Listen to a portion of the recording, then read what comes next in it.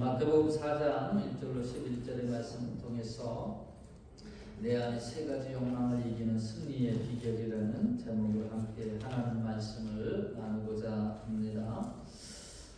지금 미국 내에 사이클로스포라라고 하는 그 미세 기생충 이게 확산이 돼가지고 미국 질병통제예방센터 그 CDC에 따르는 34개국 미국 내에 감염 사례가 확인이 되었습니다. 그 가운데서 특별히 9개 주가 특별 집중 관리 대상 주인데 거기에 최근에 오클라호마 지역인 이 주가 또 등록이 되었어요. 조심해야 될 부분 같습니다. 타코벨 매장과 또 멕시코산 테일러 팜스라고 하는 그 양상추와 연결이 돼 있다라고 그래요. 여기에 노출이 되면 설사와 복통과 또 메스꺼움, 또 식욕부진 등의 증상들이 나타나게 됩니다. 여름철 더위도 조심해야 되겠고 또 이와 같은 또 확산되고 있는 이 질병의 위험성들을 우리가 알고 또 조심해야 되겠습니다. 건강한 때는 모르는데 질병이 우리의 삶 가운데 이렇게 침투하게 되면 이게 얼마나 고통스러운지 또 이겨내려면 또 얼마나 힘이 든 시간을 보내야 되는지 우리들이 건강의 필요성을 철저하게 알고 또 조심하고 또 지켜나갈 수 있어야 되겠습니다. 이 세상에는 이처럼 약한 균들이 많이 있어요. 또 질병들, 세균들이 있습니다. 우리의 건강들을 위협합니다. 또 컴퓨터 같은 경우에 참 세기의 발명이다 그렇게 우리에게 얼마나 많은 편리함과 유익을 주는지 몰라요. 근데 이것도 보면 거기에도 또 버그가 있어요. 그래서 이 버그에 감염이 되면 무척 이렇게 불편함과 또 해로움을 받게 되고 이해를 먹게 됩니다. 신앙생활에서도 이와 같은 버그의 존재가 있다는 것을 우리가 알아야 됩니다.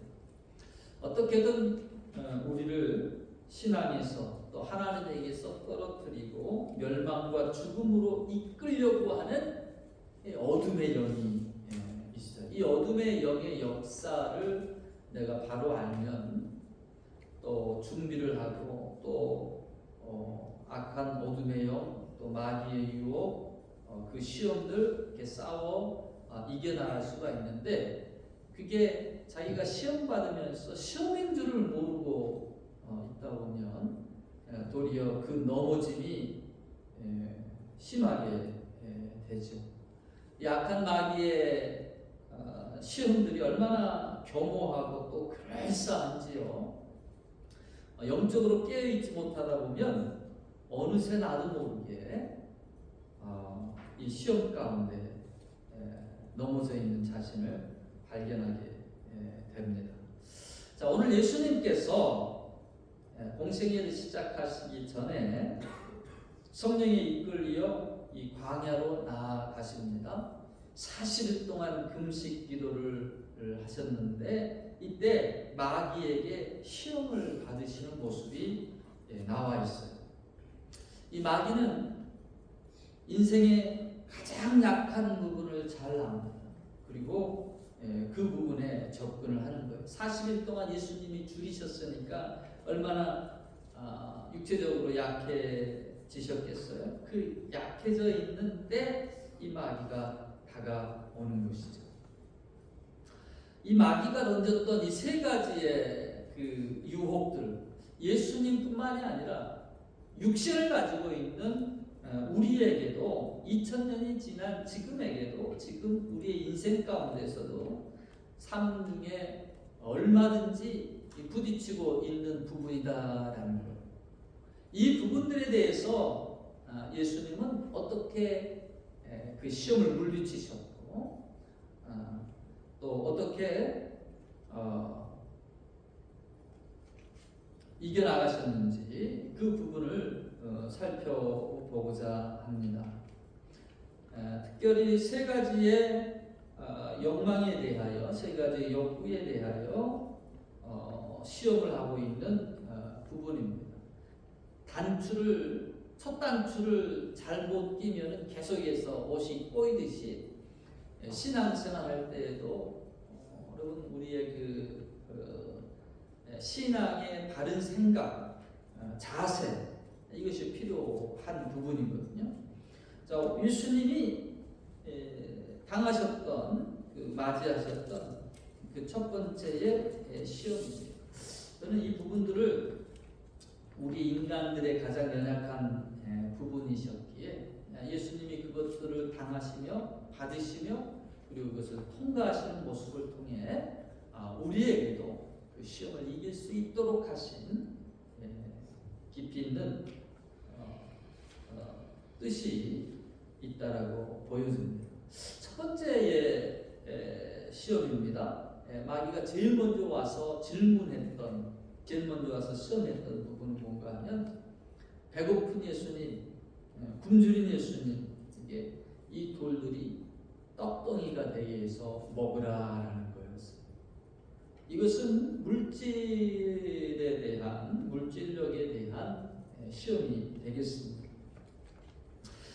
먹고 사는 문제, 물질에 대한 문제, 돈의 유혹에 대한 문제, 당장 눈앞의 굶주림을 해결하라고 하는 생존형 유혹입니다.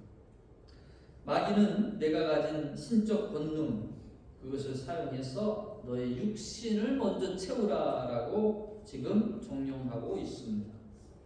하나님의 뜻보다 내 당장의 물질적 필요를 우선시하라라고 하는 유혹입니다.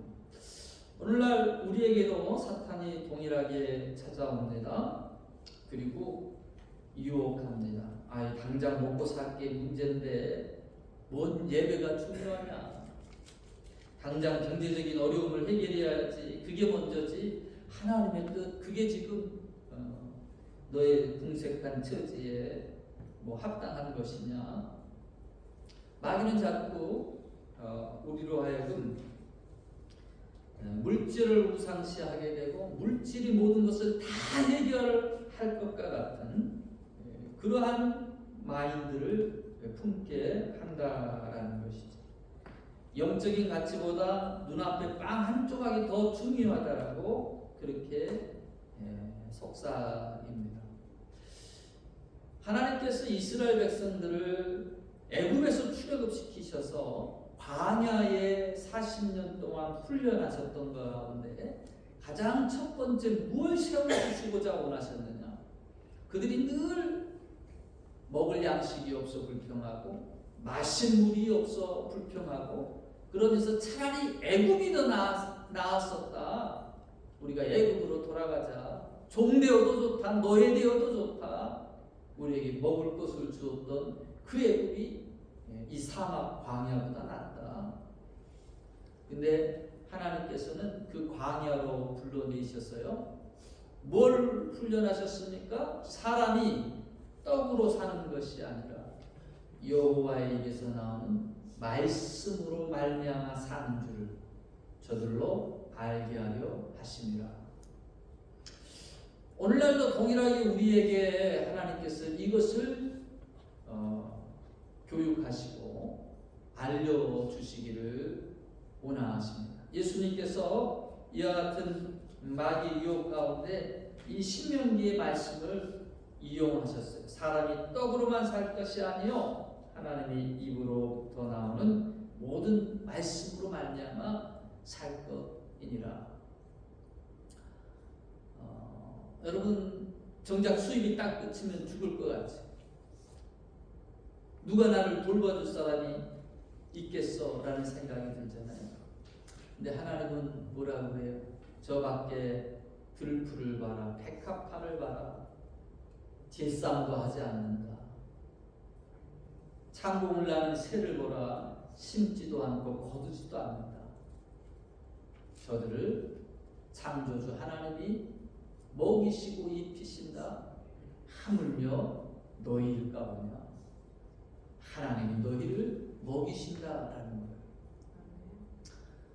광야에서 물이 없는 그곳에서 뭘 심고 거둘 수 없는 그 황무지에서 하나님은 40년 동안 그들의 옷이 헤어지지 않게 했고 그들의 신발이 닳지 않게 했고 그들에게 하늘로부터 만나를 신령한 양식을 내리셔서 도리어 그들이 만나와 메추라기로 그렇게 살아가게 하셨습니다. 그러면서 하나님의 말씀을 세상적인 것에만 먹고 마시는 것에서만 거기에 노예돼 가지고 있었던 그들에게 하나님의 말씀을 들려주시고 그들로 하여금 그 영혼들이 살아나게 하시는 그 시간을 이 광야에서 가지셨다라는 것이죠. 여러분, 오늘날 우리도 무엇을 마실까, 무엇을 입을까 늘 대부분의 염려가 여기에 사로잡혀 있습니다. 하나님께서는 우리에게 먹고 마시는 것이 필요 없다라고 하시는 것이 아니에요. 마태복음서에서도 보면 우선순위의 부분입니다. 뭘 우선순위에 두겠느냐라는 것이죠.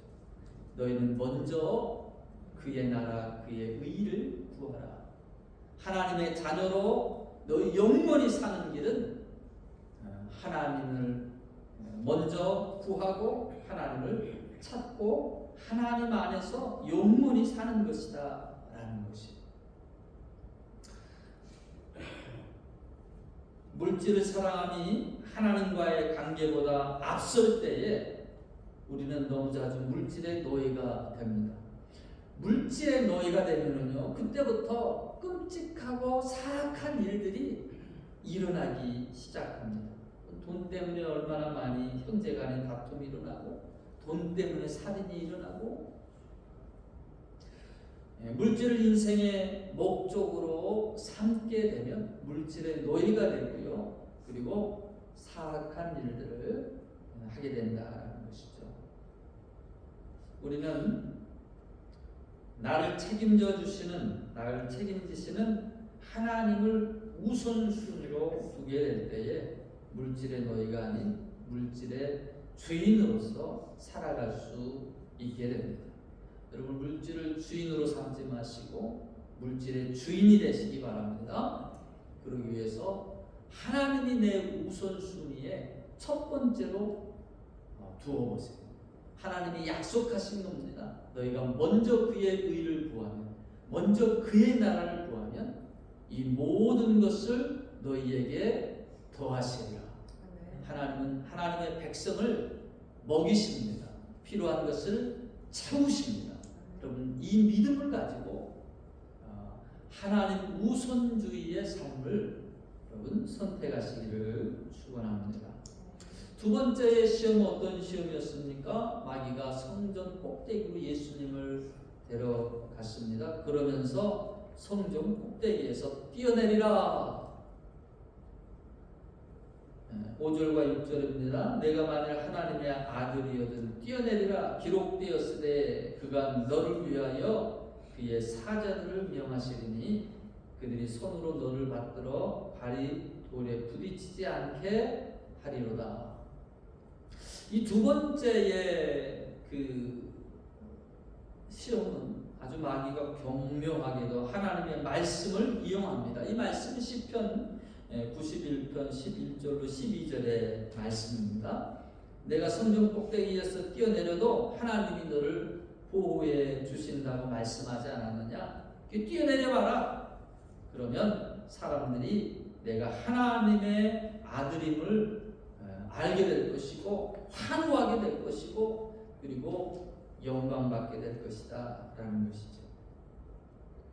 성전 꼭대기에서 뛰어내리는 그런 자극적인 기적을 연출함으로써 자신의 영적 우월성을 증명하고 사람들의 인정을 받으라라는 것입니다. 그리고 하나님이 정말 너를 사랑하시는지, 너를 보호하고 계시는지 그 하나님을 테스트해 보라는 것입니다. 우리도 때로 이런 유혹에 빠집니다. 하나님의 말씀과 뜻에 순종하기보다는 내가 원하는 방식과 표적과 기적만을 구합니다.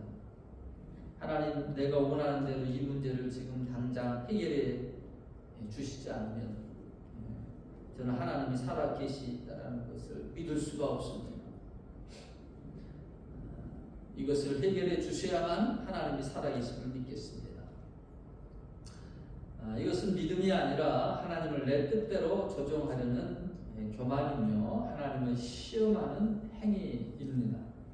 자, 예수님께서 이 유혹을 어떻게 이기셨습니까? 7절 말씀에 예수께서 이르시되 기록되었으되 주 너의 하나님을 시험하지 말라. 하나님을 시험치 말라라고 말씀합니다. 내 뜻대로 이루어 주옵소서. 얼마든지 우리가 그렇게 기도할 수 있습니다. 하나님, 내 생각은 이와 같은데 이 부분들을 하나님이 들어주시고 해결해 주시고 그와 같이 인도해 주옵소서 강구할 수 있어요. 그러나 대부분의 사람들이 여기에서 벗어나지 못할 때가 참 많아요. 내 생각을 구한 다음에 그 다음에 마지막 구해야 될 것은 그러나 내 온대로 마옵시고 아버지의 온대로 하옵소서. 아버지의 뜻대로 이루어지기를 원하나이다. 내가 하고자 하는 것을 쟁취하는 것이 아니라요, 나의 형편과 처지와 상황을 알리고 그것을 하나님이 들으시며 또 감안해 주셔서 그리고 더 좋은 곳으로 이렇게 응답해 주시기를 구하는 기도. 이것이 예수님께서 겟세마네 동산에서 하셨던 기도고요. 또 우리가 해야 될 기도의 한 부분이 되겠습니다. 하나님의 왕되심을, 하나님의 주되심을 인정하는 기도입니다. 많은 사람들이 신앙생활을 하면서 하나님을 자기의 종처럼 말은 그렇지 않지만 내가 하라는 대로 하셔야 될 분이에요. 이리 가라 하면 이리 가고 저리 가라 하면 저리 가고 이렇게 하라 하면 이렇게 하셔야 될 분으로 이렇게 착각을 한다는 거예요. 아는 거예요. 하나님이 주 되십니다. 하나님이 왕 되십니다. 사실 이 마귀의 유혹은 어떤 유혹인가 하면 자신의 이름을 드높이고 인정받고자 하는 그런 명예욕을 자극하는 것입니다. 오늘날 우리의 삶 중에서도 얼마만큼 여러분 인정받고 싶어요? 당대의 종교 중심지였던 이 성전 꼭대기에서 그렇게 화려하게 뛰어내려가지고 천사들의 보살핌을 받는다라면 대중은 단번에 예수님을 영웅으로 칭송하고 또 환호했을 것입니다. 결국은 자기 이름을 드러내라라고 하는 간교한 제안입니다. 여러분, 우리가 신앙생활하면서 또 주의 일을 하면서 자꾸 이와 같은 시험을 받을 때가 많습니다. 주님을 드러내기보다 어느 순간 나 자신이 드러나 있는 거예요. 주님을 높이기보다 나 자신을 더욱더 높이기 시작하는 것입니다. 우리의 삶에서 하나님이 하신 일을 자신이 잘나서 한 것처럼, 하나님이 하신 일을 자신이 한 것처럼 그렇게 자랑에 빠질 때가 얼마나 많은지 몰라요. 요한일서 2장 16절에 보면은요, 여기에 세상으로부터 오는 것들을 말씀해 주시고 이와 같은 것들을 조심하라고 경계하고 있는데, 이는 세상에 있는 모든 것이 육신의 정욕과 안목의 정욕과 이생의 자랑이니 다 아버지께로부터 온 것이 아니요 세상으로부터 온 것이라라고 그랬어요. 여러분, 세상의 정욕, 육신의 정욕, 안목의 정욕은 그렇다고 칠지라도 어느 순간에 말씀을 보는데 저는 이 부분이 상당히 걸렸습니다. 이생의 자랑? 이것이 과연 세상으로부터 오는 것이고 마귀에게 속한 것이고 그런 것인가? 여러분, 이 세상에 속한 것들이라고 성경은 분명히 말해주고 있고요. 그래서 우리가 너무 세상적인 자랑에 빠지지 말아야 됩니다.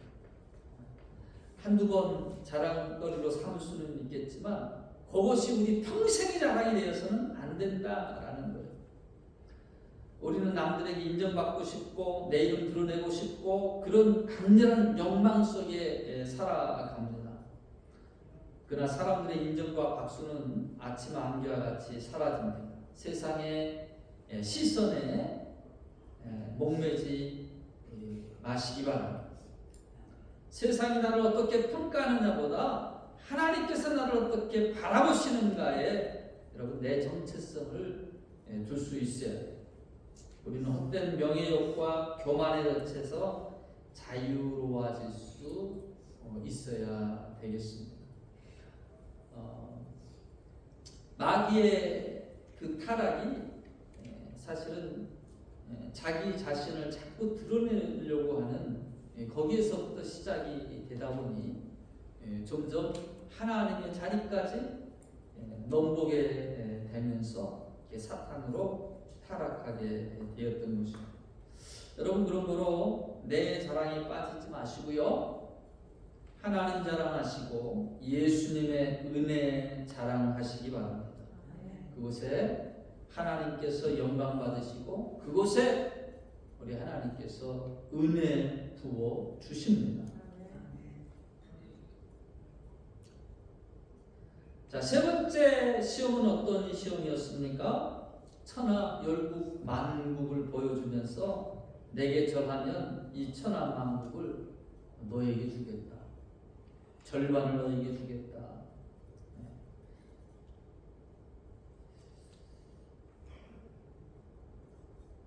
자, 이 유혹은 바로 권력력에 대한 시험입니다. 지배욕, 소유욕에 대한 시험입니다. 우리의 마음 가운데 다 큰 자가 되고 싶고 지배하는 자가 되고 소유하는 자가 되고 싶어하는 마음들이 있습니다.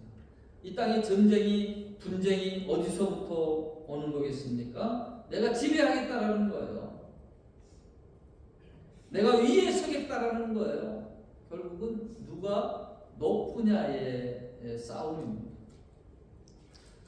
예수님께서는 단호하게 선포하십니다. 사탄아 물러가라. 기록되었으되 주 너의 하나님께 경배하고 다만 그를 섬기라 하였느니라. 마귀는 이 세상이 자기에게 속한 것인 것처럼 그렇게 착각합니다. 자기 것인 양 주겠다라고 그렇게 말합니다. 정말 줄 수 있을까요? 마귀는 거짓의 아비라 그렇게 성경은 말하고 있습니다. 자꾸 세상의 힘을 가지고 남 위에 서서 통제하라고 우리를 부추깁니다. 근데 모든 분쟁과 싸움과 갈등이 바로 여기에서 시작된다라는 것이죠. 수요일에 사사기 말씀을 묵상하고 있어요. 사사기의 말씀에 자주 등장하는 표현 가운데 그때의 왕이 없으므로 각기 자기 소견에 오른 대로 행하였더라. 자기 소원에 오른 대로 소견에 오른 대로 행할 때 그들은 타락하고 또 방종하고 우상 숭배의 길로 나아가게 되었습니다. 오늘날 죄악이 넘치는 것, 하나님을 왕으로 인정하지 않으려는 거예요. 각자 자기가 왕이 되고자 하는 것입니다.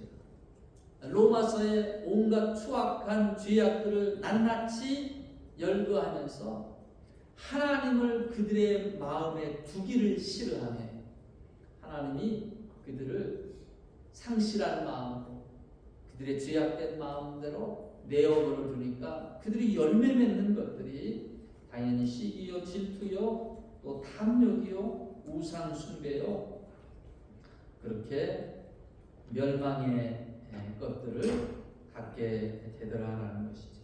예수님은 세상의 왕들처럼 타인을 짓밟고 군림하는 권력을 탐하지 않으셨습니다. 예수님께서 우리에게 보여주셨고 그리고 알려주셨던 그 길, 그것은 무엇입니까? 예수님은 대중의 박수나 또 화려한 영웅주의나 또 명예나 권세를 얻으려고 하지 않으셨어요. 대신 예수님께서는 가장 낮아지는 겸손의 길을 택하셨습니다. 그리고 십자가에서 자기 자신을 내어주는 사랑의 길, 또 하나님께 순종의 길을 보여주셨습니다. 그분은 온 우주의 왕이셨지만 오히려 제자들의 발을 씻겨주시면서 인자가 온 것은 섬김을 받으려 함이 아니라 도리어 섬기려 하고 자기 목숨을 많은 사람의 대속물로 주려 함이니라라고 하셨어요. 그리고 그 삶을 신이 우리에게 보여주셨습니다. 여러분, 내 마음이 무엇으로 채워져 있는가에 따라서 내 삶에 열매 맺는 것들이 달라질 수밖에 없습니다. 여러분 마음에는 누가 왕이신가요? 누구의 지배를 받고 계신가요? 나 자신인가요? 하나님이신가요? 내 삶에 오직 하나님 한 분만을 여러분 왕으로 모시고 하나님의 성품 성령의 열매를 맺으며 세상의 선한 영향력들을 우리가 미칠 수 있기를 원합니다. 자, 예수님께서 사탄을 향해서 물러가라 명하셨을 때 어떤 일이 일어납니까? 11절에 이에 마귀는 예수를 떠나고 천사들이 도우심이 나와서 시중되니라. 사탄을 향해서 단호하게 말씀으로 선포할 때에 마귀가 물러가게 됩니다. 하나님의 위로와 천사의 도우심을 우리가 받게 되는 거예요. 유혹이 들 때가 있어요. 속삭임이 들 때가 있어요. 그럴 때 여러분 자꾸 말씀을 선포하시기 바랍니다. 말씀은 살아있다라고 그랬어요. 말씀은 운동력이 있다고 그랬어요. 말씀은 좌우의 날선 검과 같다라고 그랬어요. 말씀은 진리입니다. 빛이 어둠 가운데 비치게 되면 어둠이 물러가는 것처럼 여러분 거짓 앞에 참인 진리가 드러날 때에 거짓은 아무리 교모하게 사기치려고 하다가도 진리 앞에 다 도망가게 되어 있습니다. 그런 거로 여러분 말씀을 자꾸 묵상하시고 또 입술로 선포하시고 말씀을 자주 들으시기를 축원합니다. 마귀 유혹이 안개와 같은 그 어둠의 손길들이 거쳐지는 거예요. 여러분 어떤 광야를 지나고 계십니까? 물질의 광야입니까? 금광의 광야입니까? 아니면 관계와 또 영적인 광야입니까? 기억하시기 바랍니다. 광야는 우리가 무너지는 장소가 아니라 말씀을 붙들고 하나님을 깊이 만나는 연단의 장소입니다. 내 생각과 세상의 방법으로 여러분 광야를 벗어나려고 하지 마시고 매일의 삶 속에서 여러분 하나님의 말씀, 사람이 떡으로 사는 것이 아니라 하나님의 입에서 나오는 말씀으로 말미암아 사는 줄을 여러분 체험하시기 바랍니다. 경험하시기 바랍니다. 그 능력을 우리의 영혼들이 꿀송이 같은 하나님의 말씀으로 소생하는 그 신비한 영적 공급하심을 여러분 받으실 수 있기를 주의 이름으로 축원합니다. 우리가 말씀을 붙들고 나아갈 때요, 광야는 승리의 현장이 될 것이고 사탄은 떠나갈 것이고 또 하나님의 은혜와 평강이 우리의 삶을 채우실 것입니다. 그건 주님의 말씀으로 날마다 승리하는 거룩한 주의 백성들이 되어질 수 있기를 주의 이름으로 축원합니다.